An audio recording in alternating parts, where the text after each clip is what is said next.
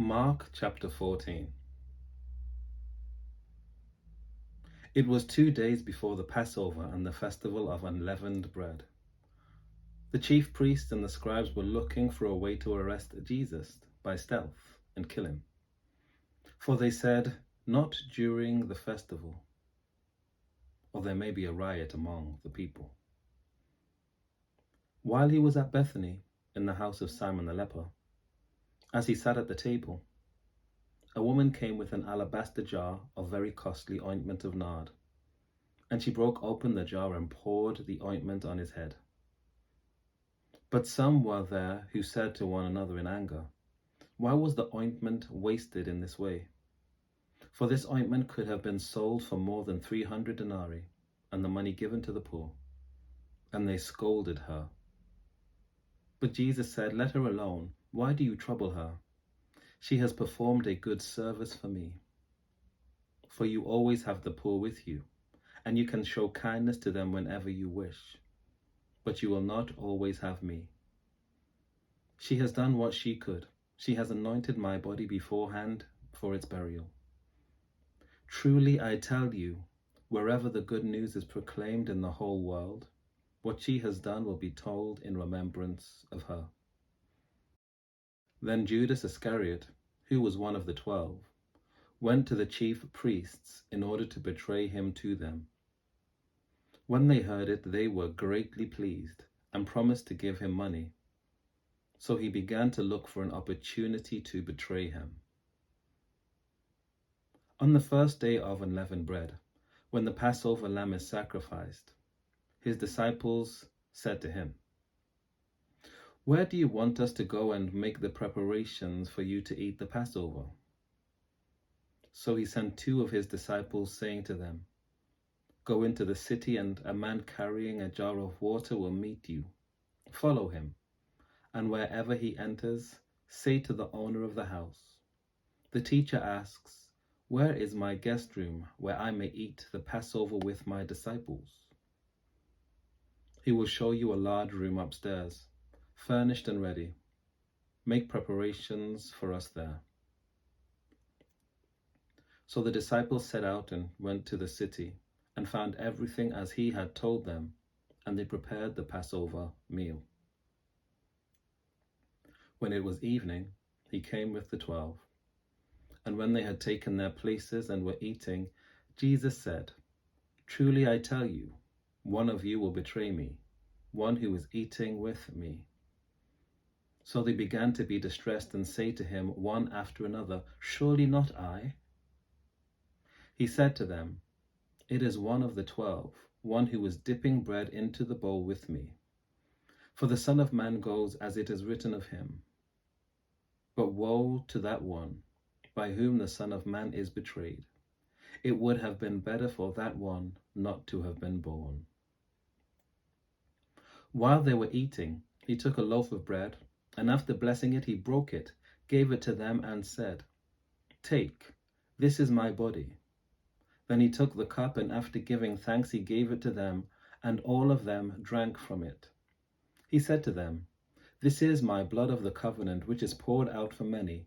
Truly I tell you, I will never again drink of the fruit of the vine until that day when I drink it new in the kingdom of God." When they had sung the hymn, they went out to the Mount of Olives. And Jesus said to them, "You will all become deserters, for it is written, 'I will strike the shepherd, and the sheep will be scattered.' But after I am raised up, I will go before you to Galilee." Peter said to him, "Even though all become deserters, I will not."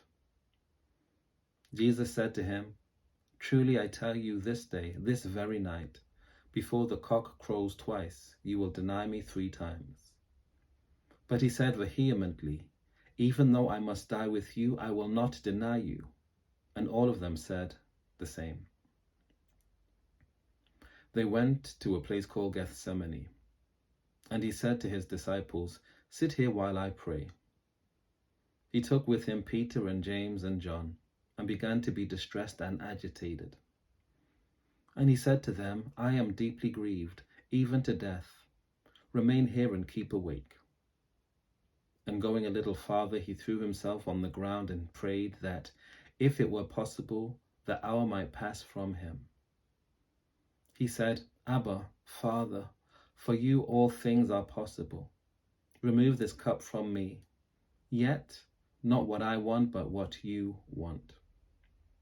He came and found them sleeping and said to Peter, Simon, are you asleep? Could you not keep awake 1 hour? Keep awake and pray that you may not come into the time of trial.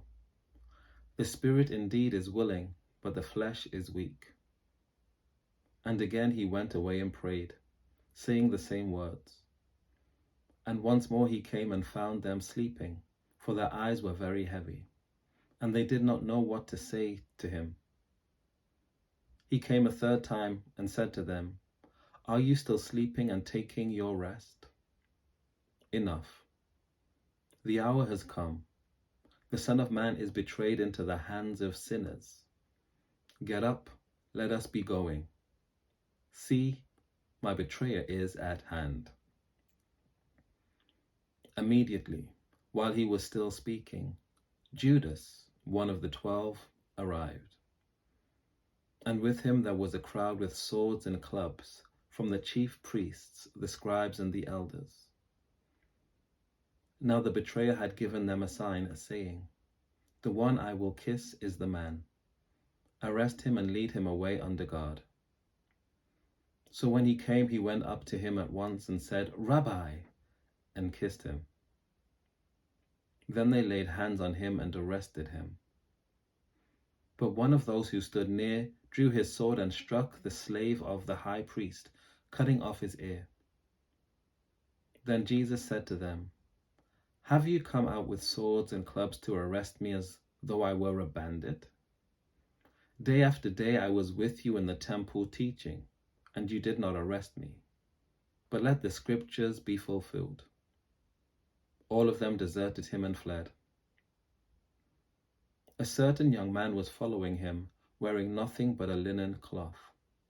They caught hold of him, but he left the linen cloth and ran off naked. They took Jesus to the high priest, and all the chief priests and the elders and the scribes were assembled. Peter had followed him at a distance, right into the courtyard of the high priest, and he was sitting with the guards, warming himself at the fire.